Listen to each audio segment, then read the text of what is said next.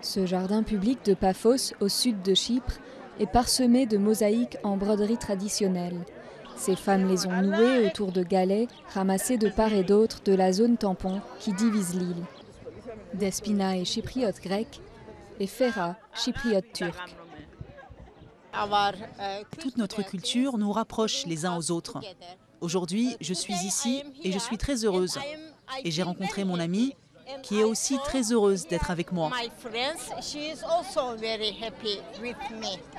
Paphos est cette année capitale européenne de la culture.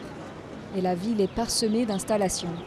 Beaucoup sont inspirés par le conflit qui divise Chypre depuis 1974, quand les troupes turques ont envahi le nord de l'île, menant à sa partition. Cet atelier d'art-thérapie rassemble des Chypriotes venus de tout le pays pour exprimer le traumatisme de la guerre.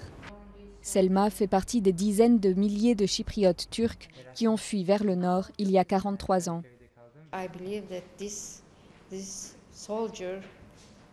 Je pense que ce soldat, quelle que soit sa langue, turc, grec, allemand, français ou ce que vous voulez, il se sent très triste et peut-être très coupable et très seul au monde.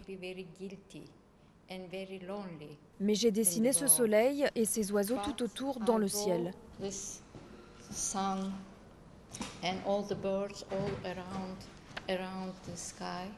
Non loin, ces visiteurs sont venus voir l'exposition « Voyage risqué ».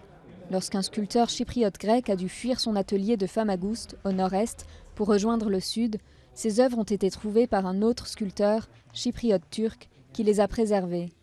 Aujourd'hui, les travaux des deux artistes sont exposés ensemble. Il est évident que nous pouvons probablement vivre ensemble et que rien ne divise les peuples sur l'île. Ce qui divise l'île, c'est certainement la politique qui nous dépasse complètement. Les fragiles négociations de paix sous l'égide de l'ONU sont toujours en cours pour réunifier l'île.